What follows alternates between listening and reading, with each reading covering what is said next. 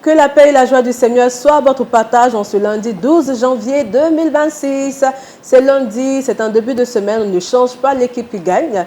Nous sommes entre, j'allais dire entre femmes, mais bon. Abby Grace est avec nous. Shalom, sister. Shalom, Nami. Tu vas bien? Très bien. Très belle tenue, j'aime bien ta veste. Nami. Tu vas très bien. J'aime bien ta boucle. Oh, thank you, sister. Merci. Merci beaucoup. Je te fais la passe après. Hein. Ah oui, après l'émission, ça sera un bon cadeau de la nouvelle année. Merci, Nami. Je t'en prie. Shalom, Mathilde. Shalom, Nami. On ne change pas l'équipe qui gagne. Yes. Sauf que tu as voulu exclure, en fait, les hommes.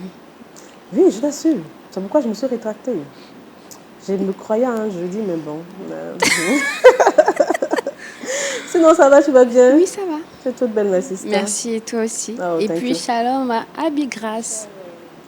Shalom.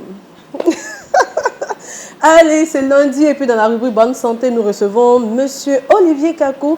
Il a traversé le temps du jeudi, il s'est retrouvé au lundi et puis nous, on aime bien. Bonjour, monsieur. Bonjour, bonjour. Bonjour à tous. Ça va bien par la grâce de Dieu. Comment est-ce que vous vous sentez à débarquer un lundi à week-end? Je suis venu au début de la semaine. Oui. Donc, la bénédiction du Seigneur sera certaine pour les commencements. Amen, amen, c'est clair. Merci beaucoup. Bonjour. Mon ami, tu es au contrôle de toutes choses. Amen. Très belle tenue, pasteur. Merci. Et puis la couleur jaune, c'est la couleur de Abby Grace. N'est-ce pas? C'est super. D'accord, pasteur, installez-vous bien. Oui. Nous allons prier ce matin avec Mathilde. Notre Père, nous te rendons toute la gloire et toute la grâce, Seigneur. Nous voulons que tu sois présent en ce matin et merci d'être au centre de toutes choses au nom de Jésus. Amen. Amen. Amen. Merci beaucoup, Mathilde. Jean 1, verset 1 nous permet de dérouler les rubriques de cette émission en commençant par la toute première, la méditation matinale. Méditons ensemble.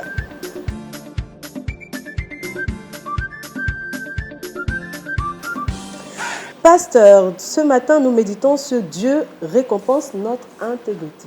C'est la thématique de notre méditation. Effectivement. D'accord, pasteur. Dieu récompense notre intégrité. Et pour comprendre bien ce thème, nous allons lire le passage de Josué, chapitre 14, du verset 6 jusqu'au verset 15. Nous allons lire quelques portions. Les fils de Juda s'approchèrent de Josué à Gilgal et Caleb, fils de Jéphuné, le Kénizien, lui dit, « Tu sais ce que l'Éternel a déclaré à Moïse, homme de Dieu, au sujet de moi et au sujet de toi, à Kadès Barnéa. J'étais âgé de 40 ans, lorsque Moïse, serviteur de l'Éternel, m'envoya de Kadès Barnéa pour explorer le pays, et je lui fis un rapport avec droiture de cœur. » Je reprends cette partie. Je lui fis un rapport avec droiture de cœur. Mes frères qui étaient montés avec moi découragèrent le peuple, mais je suivis pleinement la voie de l'Éternel mon Dieu. Et je viens jusqu'au verset 14. C'est ainsi que Caleb, fils de Jéphuné, le Kénésien, a eu jusqu'à ce jour Hébron pour héritage, parce qu'il avait pleinement suivi la voie de l'Éternel, le Dieu d'Israël.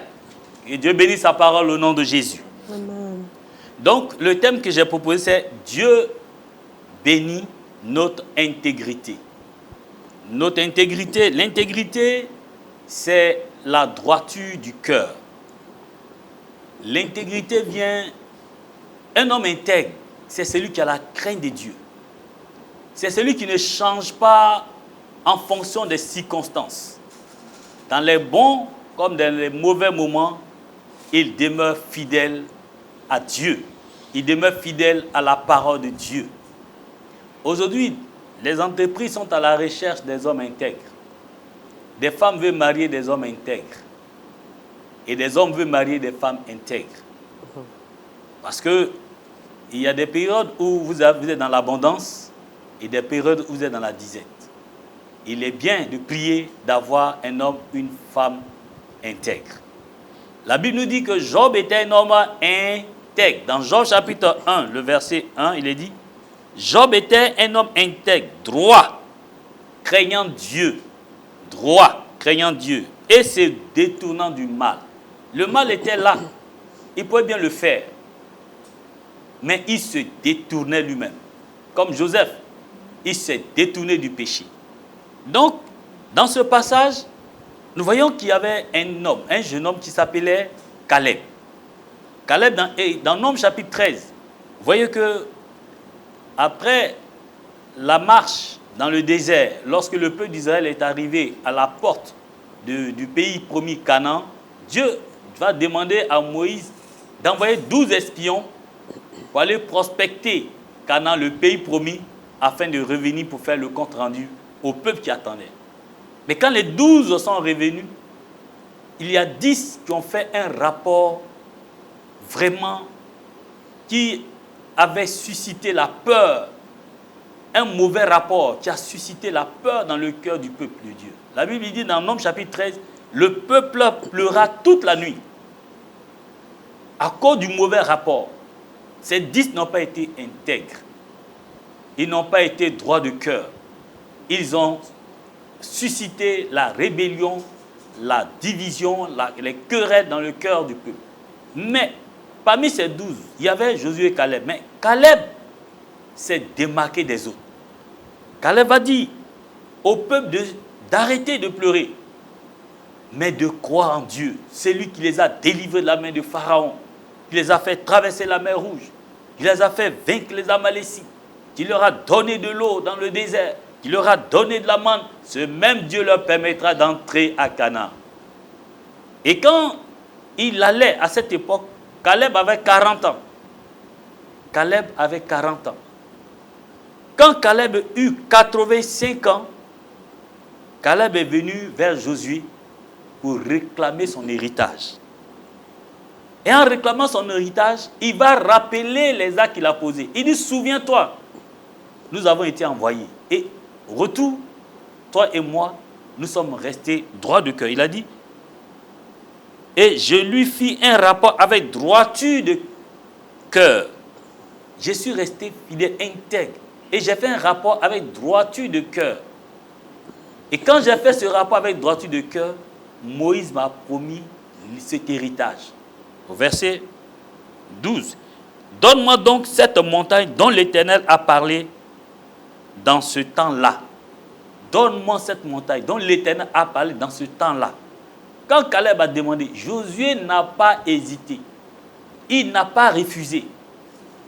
Dans le verset 14, dans le verset 15, Josué a accordé à Caleb ce qu'il lui a demandé. Pourquoi Josué a donné à Caleb ce qu'il lui a demandé, l'héritage qu'il lui a demandé? C'est parce qu'il agit avec droiture de cœur.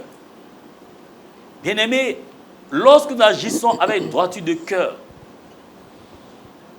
Dieu nous donnera une récompense. Non seulement à nous, mais à nos enfants, à nos descendants. Dieu les bénira. Parce que Caleb, non seulement il a reçu cet héritage, mais aujourd'hui, toute sa famille bénéficie de ce lieu qu'on appelle aujourd'hui Hébron, quand vous allez en Israël.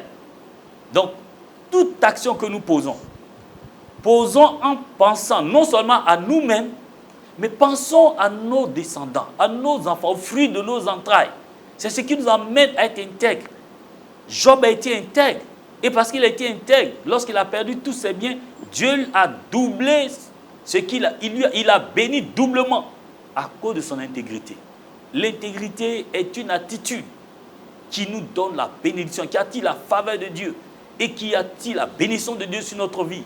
Chers frères et sœurs, restons intègres dans notre marche chrétienne, là où nous travaillons, à l'église, dans les bons ou dans les mauvais moments. Ne nous rébellons pas contre nos leaders, contre nos responsables, contre ceux avec qui nous travaillons. Non, restons intègres. N'agissons pas comme ces 10 espions. Ces 10 espions n'ont pas bénéficié de l'héritage, ni leurs enfants.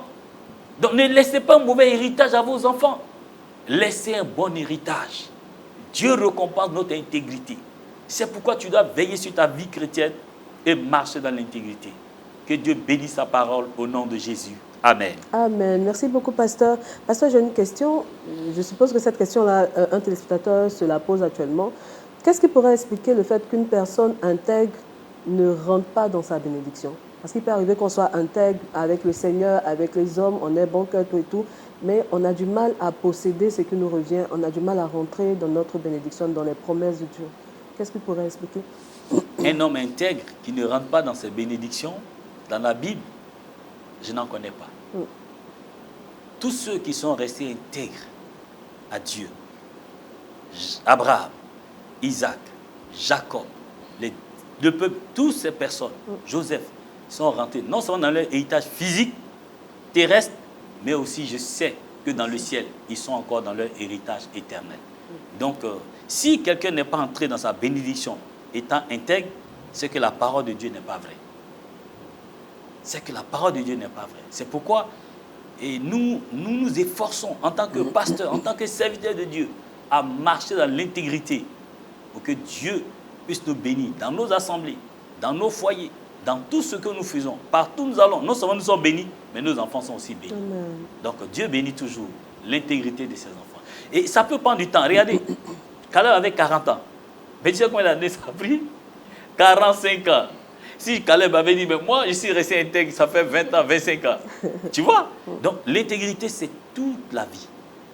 Jusqu'à ton souffle dernier, ton dernier souffle. Dieu est fidèle. Amen. Donc ça peut prendre du temps, mais... Oui, ça prend du temps. Et là, ça nous montre la fidélité de Dieu. Dieu reste fidèle. Ce qu'il a promis, il le fera. Amen. Beaucoup de personnes commencent à désespérer, mais je leur dis, restez fidèle à Dieu, restez intègre. Dieu n'oublie jamais sa parole. Merci. Amen. Merci, pasteur. Monsieur Olivier Kakou. J'ai bien fait de passer de jeudi au lundi. Non, mais merci, pasteur, pour le message. Je me suis posé la même question que toi il y a quelque temps. Et le Seigneur m'a répondu de façon très claire en m'exprimant le fait que déjà, ce n'était pas une question de monnaie d'échange forcément. Il fallait venir avec lui le cœur intègre, rempli d'amour et une donnée que le monde appelle la persévérance. Parce que c'est dans le temps que Dieu forge les caractères. Et il arrive souvent qu'on est trop pressé. Et moi, Dieu m'a clairement dit, j'ai été trop pressé. Et quand j'ai accepté de payer le prix, d'aller pas à pas, il a restauré, il a permis d'aller plus loin. Donc, pour répondre à la question, je pense qu'il ne faut pas se poser la question de est-ce que l'intégrité paye? Il faut se poser la question de l'intégrité doit être d'abord notre caractère. C'est un état de vie, c'est des principes à respecter à la suite du Seigneur et après la bénédiction vient naturellement sans qu'on ait même... bon, s'il faut la réclamer quand même, mais la bénédiction vient naturellement.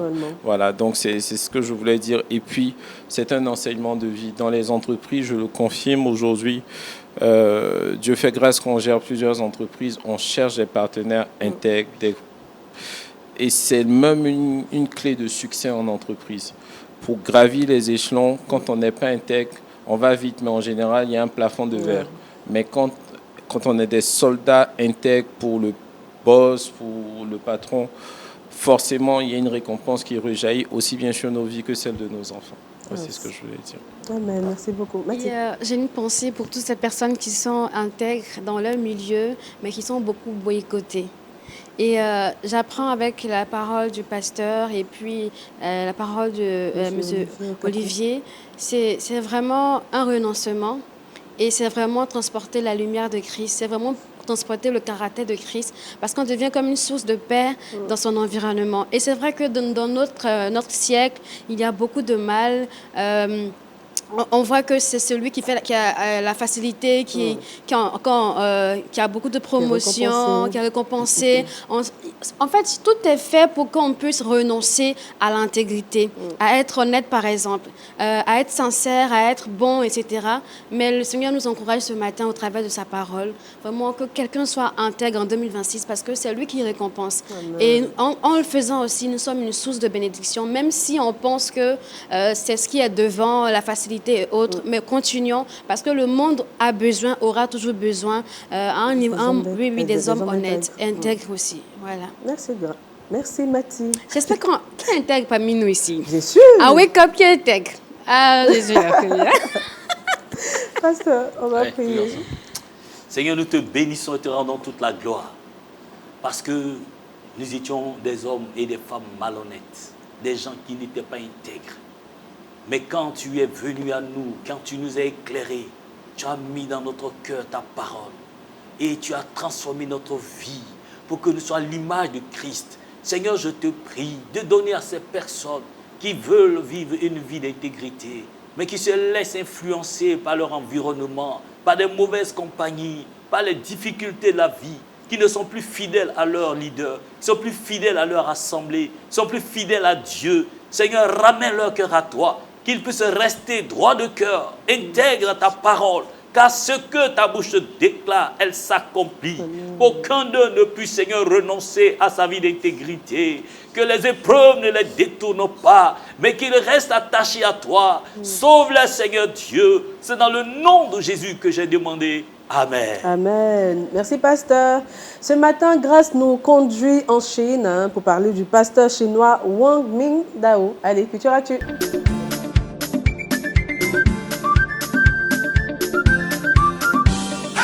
Wang Mingdao. Merci, Nami. Là, j'ai pris mon accent chinois. Exactement. Alors aujourd'hui, on va dérouler le tapis rouge pour... Répète en chinois si tu veux. Wang Mingdao. Donc, Merci Wang beaucoup, ma sister. Mingdao, c'est ça? Wang Mingdao. Alors, c'était un pasteur chinois, un évangéliste protestant, je dirais indépendant, qui est né un 5 juillet 1900 à Pékin. Alors, cet homme était surnommé le doyen des églises de maison. Et quelle était sa particularité? Wang Mingdao a passé la majeure partie de sa vie en prison en raison de sa foi. Alors, je vous propose de suivre cet élément vidéo et on revient. Wang Mingdao fut probablement le responsable d'église chinois le plus important du XXe siècle. C'était un chrétien très célèbre établi principalement à Pékin. Après que les communistes aient pris le pouvoir en 1947, ils lui demandèrent de diriger l'église officielle. Mais il a refusé et s'est vu jeté en prison pour sa foi où il a passé près de 23 ans. Lorsqu'il fut libéré, il déclara qu'il avait découvert Dieu d'une manière merveilleuse dans sa cellule et des millions de personnes furent inspirées par son témoignage. À l'époque, j'étais journaliste à Hong Kong. J'en ai profité pour le rencontrer. Il m'a beaucoup parlé de son expérience. Je me souviens lui avoir dit « Je ne peux pas m'identifier à ce que vous avez vécu.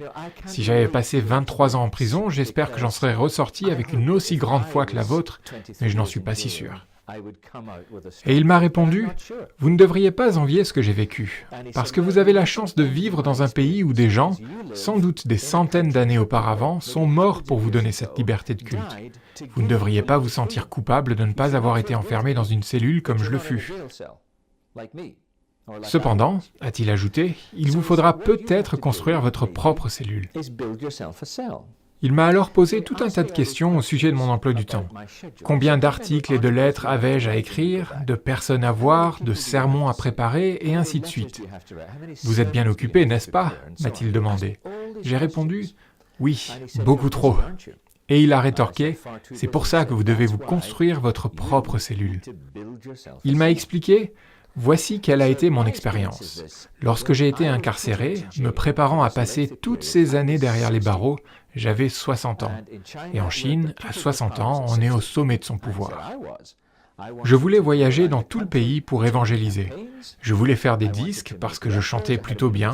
Je voulais écrire des articles, des livres, mais à présent, je ne pouvais même plus étudier ma Bible. Je ne pouvais plus témoigner à personne. Tout ce que je voyais, c'était ma nourriture quotidienne qu'on passait à travers une fente dans la porte de ma cellule. Tout ce qui donnait du sens à ma vie de grand responsable chrétien m'avait été enlevé.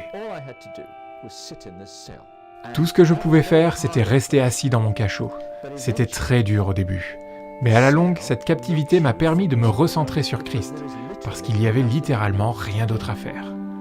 C'est ça le pouvoir de la cellule. C'est ça le pouvoir de la persécution.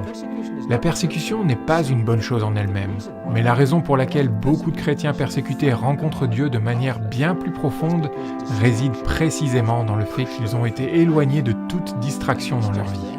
Plus rien n'existe entre eux et Dieu à présent. J'ai dû apprendre à simplement recevoir tout de Jésus, ce qui n'était pas facile parce que j'étais un Chinois confucianiste. J'avais peur de Dieu.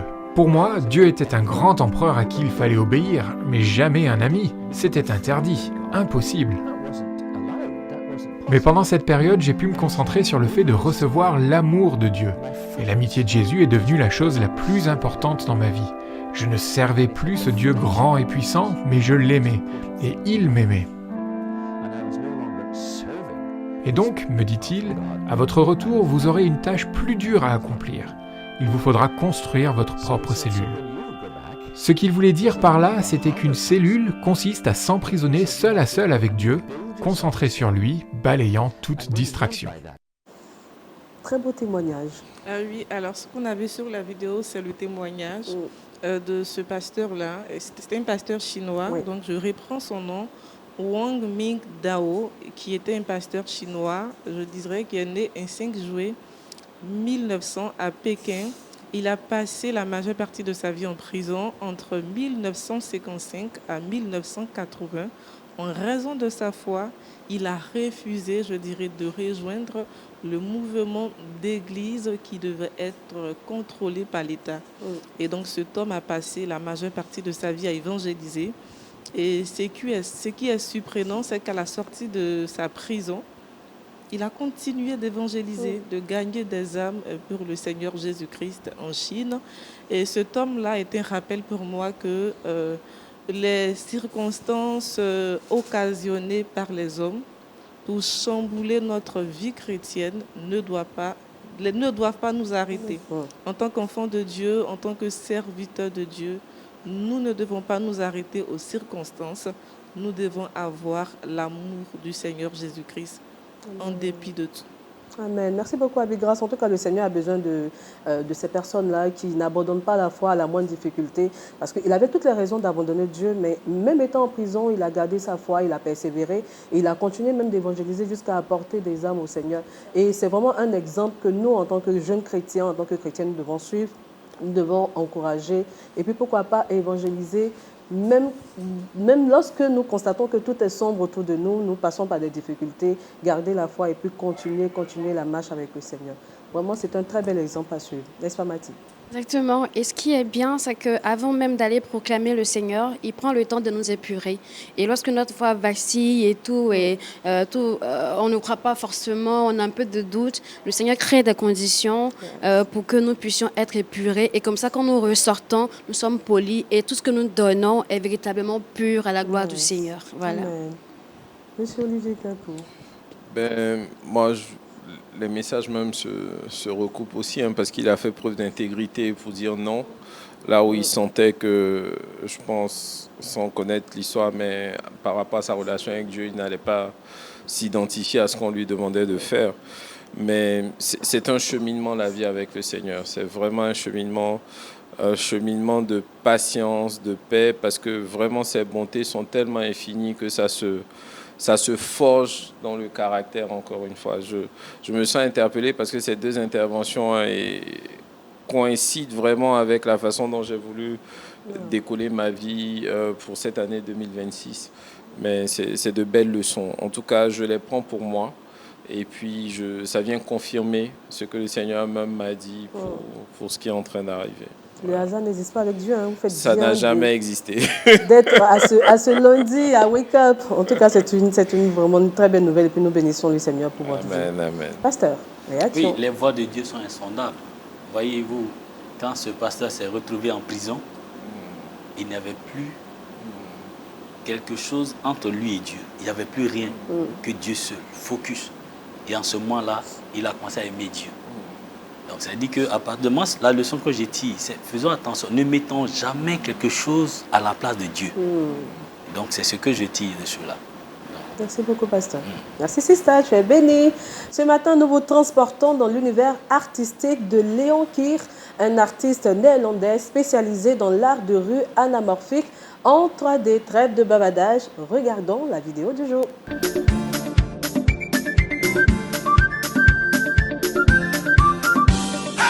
Il vous fait croire que c'est réel, mais tout est fait avec de la peinture. Léon Kier, artiste néerlandais et maître de l'anamorphose, transforme les espaces publics en toiles vivantes, jouant avec les perspectives pour créer des illusions d'optique époustouflantes. Chaque création est une fusion de technique et d'imagination, où Léon intègre souvent des technologies modernes comme la réalité augmentée pour enrichir l'expérience visuelle, des armées de soldats en Lego surgissant du sol aux tasses de thé géantes semblant flotter dans les airs. Les œuvres de Léon défient notre perception et nous invitent à voir le monde sous un angle nouveau. Étant tout petit, Léon était fasciné par la magie.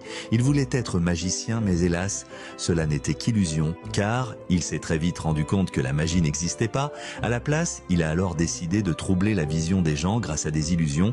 Il a commencé avec ses parents, puis avec son entourage pour finalement viser le public extérieur. Ses créations éphémères, bien que temporaires, laissent une impression durable, partagée et admirée par des millions de personnes à travers le globe via les réseaux sociaux. Waouh, quel talent fou. Je me demande, je ne sais pas, comment est-ce qu'il arrive à réaliser tous ces trompe-œil époustouflants. Je ne sais pas si moi, je serais capable même de réaliser cette tasse même en trompe-œil, mais bon. En tout cas, il est très talentueux. Et puis pour la petite info, c'est l'un des pionniers de ce domaine. Voilà. N'est-ce pas, Mathilde? C'est très intéressant, seulement que s'il il dessine du moins un trou trompe-œil. Oui, tu Ne auras comptez pas sur l'impression moi de traverser ce pont parce qu'on a l'impression que c'est réel, ce C'est qui me réel, plaît. Et vraiment, le Seigneur a donné beaucoup de talents aux hommes et c'est bien que chacun... Il a voulu être magicien. Ouais. Dieu merci, il n'est pas devenu magicien et il s'est servi de son talent pour créer des illusions, etc. Et c'est vraiment une œuvre que moi j'apprécie parce qu'on peut dessiner de la nourriture là sur le plateau et puis quelqu'un viendra mettre la main et manger. Pourtant, c'est même pas de la nourriture. Et moi, en tout cas, Mais moi, j'ai un j'apprécie. petit souci. Pourquoi c'est éphémère? C'est tellement beau qu'on pouvait même garder jusqu'à longtemps. Après aussi, je me demande si ça dépend des lois, des institutions, Non, c'est vrai. parce que c'est en pleine ville. Et Sinon, c'est des bâtiments, je pense que ça peut rester. bon, Bon. peut-être il y a des C'est son choix. restrictions. c'est Voilà. ça. D'accord. Happy Grâce. J'ai regardé la vidéo, ça frise la réalité. Ouais. Donc il faut encourager cet homme-là. Et ça me fait penser à la parabole des talents. Il faudrait qu'on prenne en compte tous les talents qu'on a, parce que c'est important. Le talent de Mati n'est pas mon talent. Ouais. Le talent de Nami n'est pas mon talent. Donc ce que Dieu me donne, je dois mettre selon l'application, je dois me vertuer Perfectionner. à mettre en avant mon talent, surtout travailler pour que mon talent soit parfait. C'est Donc ça. c'est vraiment important. Et je me demande quel est le talent de Mati, quel est le talent de Nami. Donc c'est une leçon pour nous en 2026. Mettons en avant notre talent. Notre talent, c'est l'animation. Monsieur Olivier Kakou, réaction. Il a un formidable talent. Il a un formidable talent. Je regardais, je me posais des questions. Mais par contre, ce dont je suis sûr, sans le connaître, c'est qu'il a persévéré. Et que quand il a commencé, peut-être comme chez nous au primaire, il dessinait bien. Peut-être que les gens se sont moqués. Et aujourd'hui, le voici qui fait vraiment une grande échelle cela. Il faut qu'on parte, et parce qu'on est dans le Seigneur, il faut le dire, il faut qu'on découvre pleinement les talents que Dieu nous a donnés et que, comme elle a dit dans la parabole des talents, on les fasse fructifier. On les fasse fructifier. Et c'est très difficile de faire fructifier un talent quand on n'est pas sûr que le talent là vient de Dieu et qu'on a une connexion pour persister. À ce moment-là, on laisse les gens au gré du vent nous envoyer dans plein d'autres choses. Mais donc, pour ceux ou celles qui ne connaissent pas leur talent, qu'ils viennent devant la face du Seigneur, comme le prêtre chinois avait fait tout à l'heure dans sa cellule, qu'il cherche la face du Seigneur, qu'il découvre son talent dans sa parole, et à partir de là, que vraiment il soit renouvelé et qu'il bénéficie des fruits de leur talent.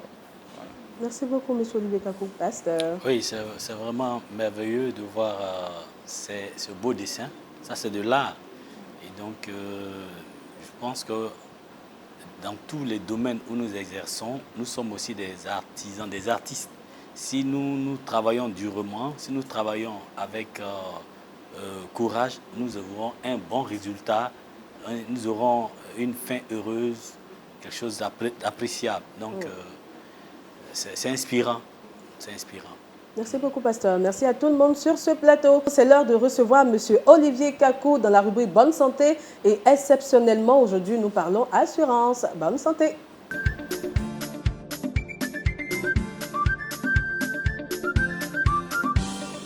Monsieur Olivier Kakou, bienvenue au Wake Up du lundi. Merci. D'accord, aujourd'hui, avec vous, la thématique, comment bien choisir son assurance santé. C'est ça. Ok, C'est ça. avec toute la place. Alors, à chaque fois que je parle d'assurance, j'aime dire que la base de toute chose, c'est que c'est notre Père dans le ciel qui pourvoit en tout, en toutes sortes de libéralité, et c'est l'assurance suprême. Cela dit, quand on le sait, il nous a donné aussi la capacité de développer un certain nombre de produits qui permettent au corps du Christ comme à l'ensemble de la population d'être bien portant et de rentrer dans sa destinée, je vais dire ça comme ça. Mais de façon très simple aujourd'hui, l'assurance est un champ très large qui permet aussi de toucher au bien-être des uns et des autres.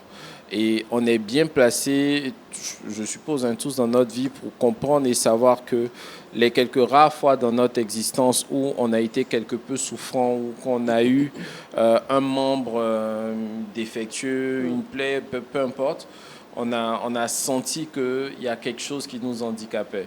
Et les assureurs ont pensé à des produits, donc techniquement l'assurance santé, pour pouvoir pallier à ces moments ponctuels dans la vie d'un homme, on l'espère par la grâce de Dieu, pour pouvoir être rétabli et partir de l'avant.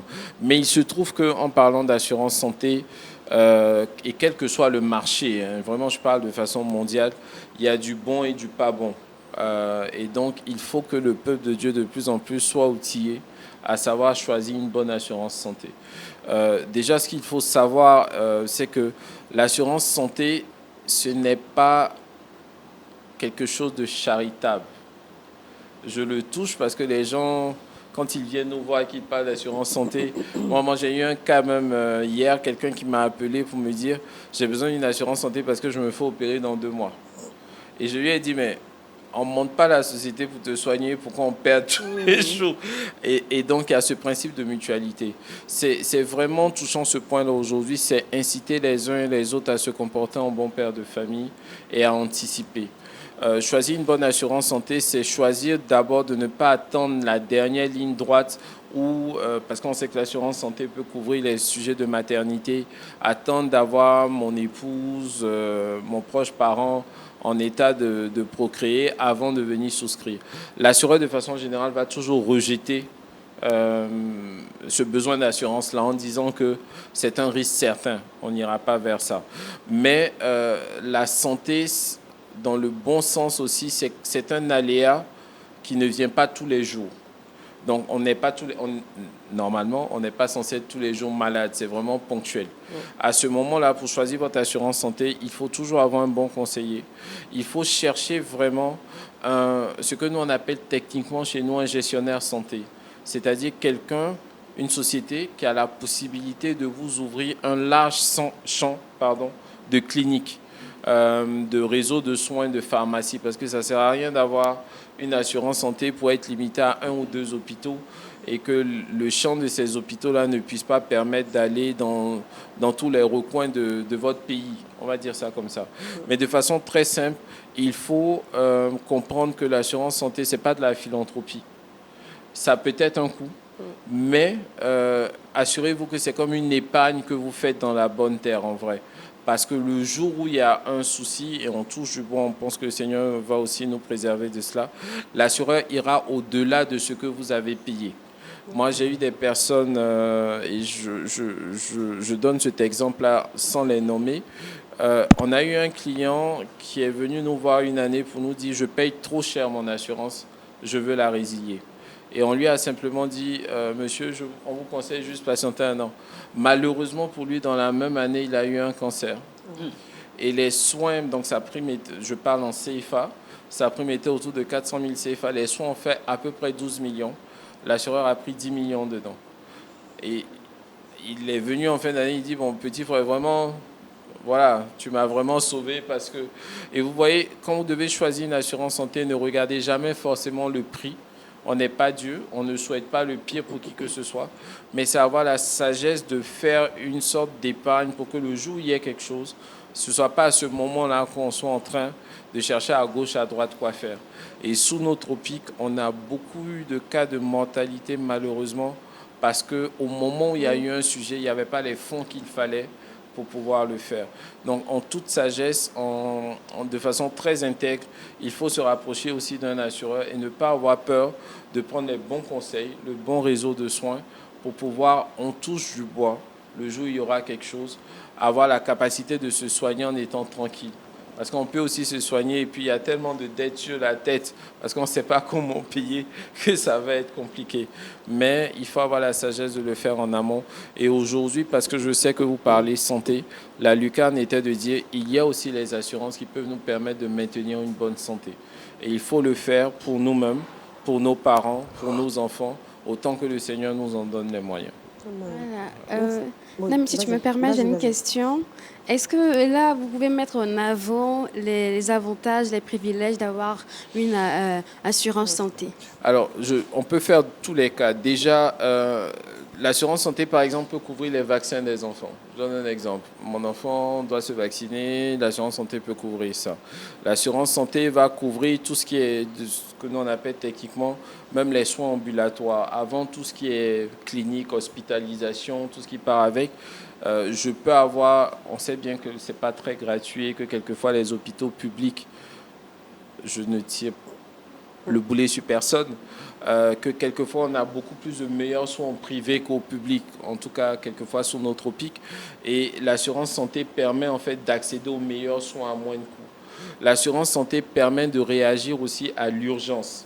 Encore une fois, quand on n'a pas de moyens malheureusement et qu'on se retrouve dans certains hôpitaux, on nous demande sur nos tropiques de poser une caution.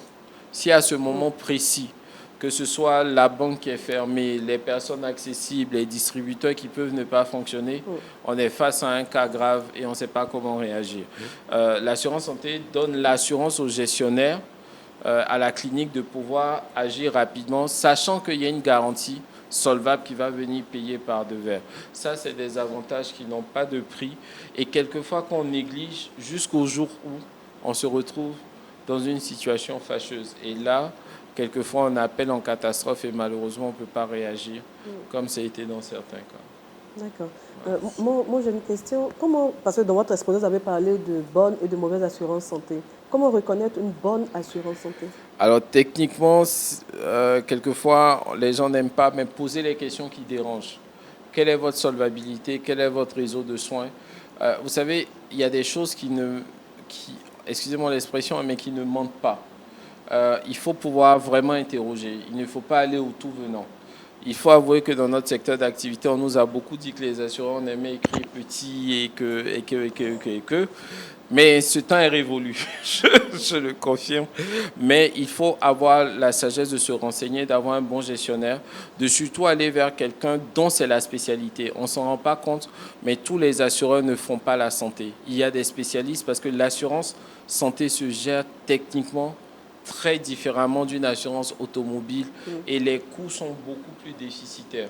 Donc, je ne veux pas être trop technique, mais il y a des spécialistes et ce n'est pas parce qu'on est assureur qu'on est spécialiste de la santé. Il faut chercher avant tout un spécialiste de santé, un gestionnaire santé et à partir de là faire le nécessaire avec eux. Et pour trouver les gestionnaires santé, il faut poser la bonne question. Vous êtes assureur ou est-ce que vous êtes gestionnaire santé? Parce que même les assureurs confient la gestion de l'assurance santé à des gestionnaires. Voilà. D'accord. À partir de quel âge un individu peut-il souscrire à une assurance santé?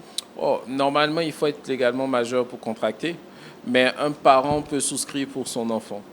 Voilà. Et peut-être il est bon de le signifier. Sur la santé, encore une fois, je m'excuse de le dire, ce n'est pas de la philanthropie. Les assureurs, généralement aussi, ne prennent pas en première souscription les personnes âgées. C'est-à-dire que si j'attends d'avoir 60 ans avant de venir m'assurer, il y a 99,99% de chances que l'assureur me refuse ça parce qu'on sait qu'à cet âge-là, on a beaucoup de pathologies. Mais si je suis déjà assuré depuis 15, 20, 5 ans, 10 ans, même 3 ans et que je franchis les 60 ans, l'assureur n'aura pas de gêne à continuer avec moi. Donc, c'est cette sagesse-là, quelquefois, qui nous manque. Et notre rôle, c'est vraiment de sensibiliser le peuple de Dieu afin qu'ils évitent d'attendre la 59e année. Moi, j'ai eu le cas, à 59 ans. Ah, je m'en vais à la retraite bientôt, est-ce que je peux m'assurer? Mais grand frère, si on t'assure maintenant, ça sera un peu compliqué pour nous. Donc, voilà un peu brièvement ce que je peux dire. D'accord. Dernière question, est-ce que toutes les assurances couvrent toutes les maladies, un peu comme le cancer et puis d'autres maladies graves? Alors, oui et non. On a ce qu'on appelle techniquement chez nous les risques rachetables. Là, un assureur peut dire non Et puis on peut dire, je veux quand même que vous me preniez, l'assureur va décider de mettre une surprime. Donc si la prime fait par exemple 1000 francs et que je dis que le cancer n'est pas pris en charge et que vous insistez pour que je prenne le cancer, je vous dirais que pour vous particulièrement, la prime sera de 1200, 1500, 1600, ainsi de suite. Ça, c'est le premier point. Le deuxième point, c'est que retenons simplement qu'on ne vient pas s'assurer sur la santé quand on sait qu'on est malade. C'est ça le vrai point. À ce moment-là, c'est généralement un rejet. Généralement. Donc si je sais que, et je vais prendre un cas qu'on voit souvent, des jeunes couples, ils ne s'assurent pas, ils se débrouillent et puis bon, ils ont un projet de maternité et puis ils viennent souscrire une assurance se disant que l'assureur va prendre en charge tous les frais de consultation jusqu'à l'accouchement. Généralement, l'assureur va mettre ce qu'on appelle un délai de carence qui dit que c'est après 9 mois que la maternité va être prise en charge. Donc, si vous voulez, vous venez. Voilà, donc c'est un malin et demi. Mais juste pour dire que ce n'est pas quand on est dos au mur qu'on vient vers un assureur. Parce qu'on l'oublie souvent, c'est une entreprise qui n'est pas philanthrope. Voilà. Et c'est bon de savoir comment se comporter en toute intégrité pour avoir le juste prix de ce qu'on paye. D'accord, avec grâce. Oui, merci déjà, M. Kakou. Alors, j'ai une petite question. Est-ce qu'il faut forcément avoir un bulletin de salaire pour souscrire à une assurance santé? Alors, non, pas du tout. L'assureur ne cherche pas toujours d'où viennent les fonds. Non, mais normalement, non. Et quel que soit le pays, normalement, non. Il faut que la personne ait la capacité de pouvoir payer sa prime. Par contre, comme on a beaucoup de systèmes de lutte contre le blanchiment, et on essaie de regarder de plus en plus. Mais aujourd'hui, il ne faut pas forcément être salarié. N'importe quelle personne, homme de Dieu, entrepreneur, salarié, peu importe, tout le monde qui a la capacité de contracter peut choisir de venir. Et on n'est pas lié aussi aux impôts. Voilà. Monsieur Olivier Kakou, j'ai une question pour vous. Est-ce qu'on peut avoir une idée des prix des assurances santé? Juste une idée. C'est juste une petite colle, mais de façon générale, il faut comprendre que l'assureur fixe un prix en fonction de l'état de santé du client. Parce que, on fait renseigner un questionnaire qui nous donne une idée de l'état de santé de la personne. Est-ce que la personne est bien portante? Est-ce que je porte des lunettes? Est-ce que j'ai des problèmes de dentition, de caries, de maladies chroniques, hypertension, diabète, un certain nombre de points. Et nous avons derrière des barèmes qui permettent de fixer une prime en fonction de l'état de santé d'une personne. C'est pour ça que généralement, avant de commencer, l'assureur va toujours demander qu'on renseigne un bulletin. Et comme c'est déclaratif, c'est sur cette base que la prime est fixée. Mais si on doit donner des ordres de grandeur en CFA, une prime annuelle peut commencer à partir de 250 000 francs l'an jusqu'à X prix en fonction de la pathologie. En euros, en dollars, on est autour de soit 370, soit 380. Mais quand même, dans les pays de l'Amérique du Nord, l'assurance est très, très, très coûteuse. Et généralement, on passe un certain nombre de milliers de dollars pour pouvoir avoir une bonne couverture santé. Donc, ça varie en fonction du pays, mais c'est aussi lié à l'état de santé avant de venir vers l'assureur. Comme je dis, c'est le point de base. D'accord. Là, j'ai une question qui me taraude. Pour un individu qui vient souscrire à une assurance, qui ne connaît peut-être pas les maladies qu'il y a dans son corps, est-ce que vous lui demandez un bilan de santé? Normalement, non. En fait, l'assurance, elle est basée de bonne foi. L'assurance, elle est basée de bonne foi. Mais si vous regardez beaucoup comment ça fonctionne, quand vous tombez malade, les médecins, avant de vous donner un traitement, vous font toujours un examen de sang. Et cet examen de sang-là, il ne ment pas. Si vous prenez des médicaments depuis longtemps, ça va se savoir dans l'examen de sang. Et l'assureur va vous dire que c'est impossible que vous ne saviez pas que vous avez cette maladie-là au moment où vous êtes venu vers nous, donc ainsi de suite. Et les examens de sang qu'on fait quelquefois nous permettent de déceler si la personne a dit la vérité dans son questionnaire ou pas. D'accord. Voilà. Merci beaucoup, M. Olivier Kakou. Pasteur, question, réaction? Oui, en tout cas, ce sujet m'intéresse parce que nous avons un collège pastoral et nous allons nous intéresser pour voir comment est-ce que vous pouvez prendre en charge. Quand nous sommes nombreux, combien... Oui, ça impacte forcément le prix. Ça diminue toujours, ça. Surtout avec les familles, un certain nombre de points. Ouais, d'accord. En tout cas, merci pour ces informations. Parce que grâce à la connaissance, on ne vit pas dans l'ignorance. Merci. La grâce de Dieu. Merci, pasteur. Merci beaucoup, M. Olivier Kakou. Je vous en prie. Le Tribos avec Mati, c'est maintenant.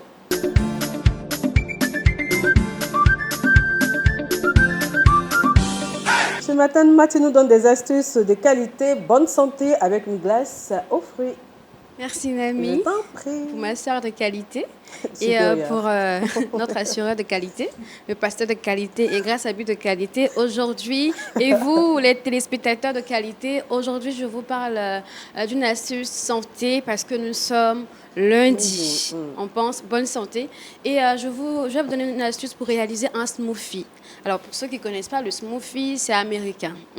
Et le smoothie, c'est juste un cocktail de fruits.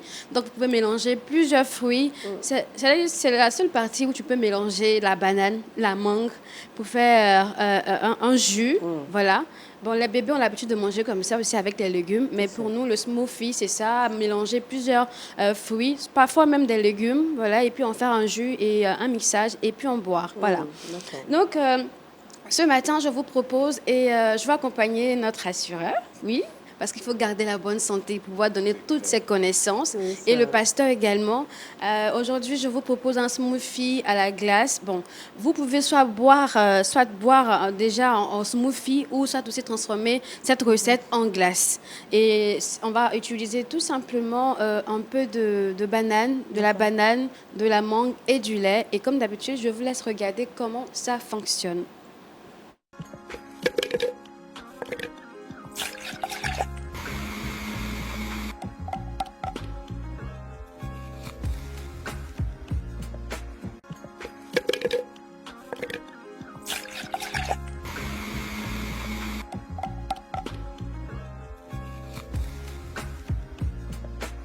Dans la bouche. Oui, c'est très facile et c'est avec la santé parce que c'est sans sucre ajouté, c'est sans colorant et puis c'est sans aussi arôme. Parce que en réalité, dans les supermarchés, dans les pâtisseries, on y ajoute beaucoup de choses. Mais là, vous pouvez réaliser votre smoothie ou bien votre glace à la maison. Il suffit seulement de mélanger tous ces fruits. Un peu de lait, c'est facultatif. Si vous ne digérez pas, c'est pas la peine. Vous mélangez même avec du miel aussi, pour ceux qui ont besoin de sucre, le sucre naturel composé dans le miel. Et vous mixez et vous buvez. Ou soit aussi, vous mettez au congélateur et ça devient une glace pour vous à partager en famille, soit dans le véhicule quand on a en décoration et puis voilà. Donc, pasteur, D'accord. C'est très bon. je en compte tout sur cas. vous C'est pour très réaliser bon, hein. l'astuce. Le Aujourd'hui, on ne pasteur, il a partage donné pas le l'astuce à moment. On va réaliser l'astuce On va soi-même. accompagner le N'est-ce pasteur pas, jusqu'à la monsieur cuisine. Olivier? Non, en fait, ça me faisait sourire parce que c'est tellement facile à réaliser que je peux rentrer en disant que ce soir, c'est moi qui régale. C'est ça. Je fais ça et C'est ça. puis je vous donnerai des Youpi, nouvelles. On attend on le choisit retour. le fruit de son choix. hein. C'est vite fait, c'est vraiment simple à Ouais. réaliser. Ça peut être la Très simple. fraise, le kiwi, tout ce qu'on Peu veut. importe. Peu importe. D'accord. En tout cas, monsieur Olivier Kako, le pasteur, va l'idée. Ah, mais invitez-nous, s'il vous plaît. On va tester d'abord le bon goût. Et puis, Abigras, Je valide. la mère des validations. Merci beaucoup, Sista. Allez, tu vas garder le micro et puis avec toi, on va terminer cette émission. Le saviez-vous?